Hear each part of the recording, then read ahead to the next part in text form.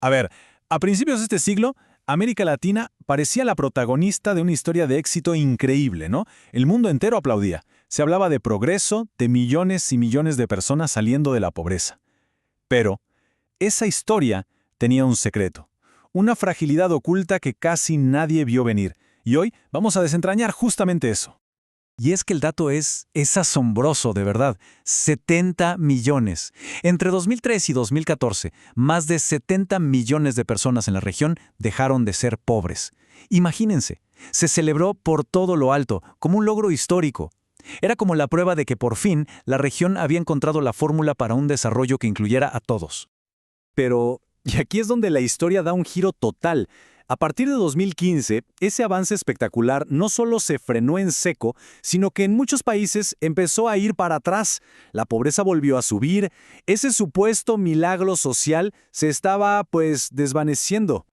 Entonces, la pregunta del millón es, ¿qué salió mal? ¿Cómo puede ser que un avance pero tan celebrado, resultara ser tan frágil? Bueno, para entenderlo tenemos que mirar debajo de la alfombra, ¿no? Ver sobre qué cimientos se construyó realmente todo ese éxito. Ok, vamos al fondo del asunto. Resulta que la base de todo este progreso no vino de adentro, o sea, no fue una transformación productiva de la región. No, vino de afuera. Fue un evento externo, un boom masivo, gigante, en los precios de las materias primas. Algo que pasa una vez en la vida. Miren, esta línea de tiempo lo deja clarísimo. Durante más o menos una década, los precios del petróleo, del gas, de la soya, de los minerales, se fueron por las nubes. Esto literalmente inundó las arcas de los gobiernos latinoamericanos con una cantidad de plata que jamás, pero jamás, habían manejado. La cadena fue súper simple en realidad. Esos precios por los cielos significaron una cantidad brutal de ingresos para los estados. ¿Y con toda esa plata que hicieron? Pues lanzaron programas sociales muy ambiciosos que la verdad le mejoraron la vida a millones. Ojo, el problema no era gastar en la gente, para nada. El problema era de dónde venía ese dinero. Y esto nos lleva, ahora sí, al concepto clave que explica toda esta paradoja. Un término que usan los economistas y que suena fuerte. Crecimiento vacío. La definición es perfecta. Pensemos en esto. Es como construir una casa preciosa, espectacular, pero sobre unos cimientos huecos, de cartón. Por fuera se ve increíble, ¿verdad? Pero es súper inestable. Es decir, ¿el bienestar de la gente mejoró? Claro que sí. Pero la capacidad real de la economía para sostener ese bienestar a largo plazo, esa no mejoró nada. A ver, llevémoslo a algo más personal. Imagínense que reciben un bono gigante en el trabajo. ¿Qué hacen? Tienen dos opciones, o se van a unas vacaciones de lujo, espectaculares, que disfrutan muchísimo, pero se acaban. O, por otro lado, invierten esa plata en un negocio, algo que les genere más ingresos en el futuro. Bueno, pues América Latina, en gran medida, eligió las vacaciones. Se priorizó el consumo, la redistribución inmediata, en lugar de la inversión para fortalecer la capacidad de producir a largo plazo. Ok, pero la gran pregunta es, ¿por qué se tomó esa decisión? ¿Fue una mala jugada y ya? Pues la respuesta es más compleja y, la verdad, bastante sorprendente. En parte, la región cayó en una trampa creada por el mismísimo sistema que, en teoría, estaba diseñado para ayudarla a desarrollarse. Para entender bien esta trampa, hay que ver que hay como dos grandes filosofías de desarrollo. Por un lado está la del alivio, enfocarse en dar ayudas directas para que las estadísticas de pobreza bajen rápido. Es como manejar los síntomas.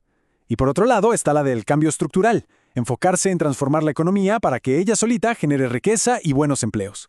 O sea, solucionar la causa de raíz.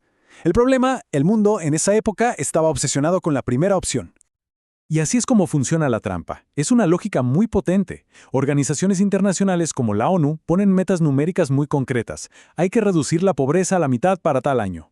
Entonces, para un gobierno que necesita mostrar resultados, ¿cuál es la forma más rápida de lograrlo? Claro, con programas de transferencias de dinero como Bolsa Familia o Renta Dignidad. Y funcionan, ¿eh? Las estadísticas mejoran rapidísimo. El problemón es que esto crea una dependencia fiscal gigante, que solo se puede sostener con los ingresos del boom de las materias primas, que como ya vimos, no son para siempre. Y miren, esta frase resume de forma brillante la lección histórica que se ignoró por completo. El desarrollo de verdad, el que dura, el que se queda, no viene solo de repartir plata, viene de construir la capacidad de crear esa plata, Hablamos de fábricas, de tecnología, de innovación, de una economía más compleja. Pero bueno, no nos quedemos solo en la teoría. Los números son los que al final cuentan la verdadera historia. Y son contundentes. Vamos a ver 3 gráficos que, juntos, revelan esta paradoja a la perfección. Primero, tenemos la cara visible del éxito. La historia que todos contaban. La tasa de pobreza cayendo en picada durante esa década dorada. Esta es la imagen que salió en todos los informes internacionales, la que todos aplaudieron. Pero inmediatamente después vemos el costo oculto, la cuenta por pagar. Cuando los ingresos del boom se esfumaron, los compromisos de gasto social siguieron ahí. El resultado, los déficits fiscales se dispararon, dejando a las economías en una posición súper vulnerable. Y este, para mí, es el dato más revelador de todos. El golpe final. Mientras la pobreza, medida en dinero, bajaba, el motor productivo de la economía, o sea, la industria, en realidad se estaba haciendo más pequeño. Se repartía más riqueza, sí, pero la capacidad de crear nueva riqueza se estaba debilitando. Eso es la definición perfecta de crecimiento vacío. Entonces, llegados a este punto, la cosa es, ¿qué aprendemos de todo esto?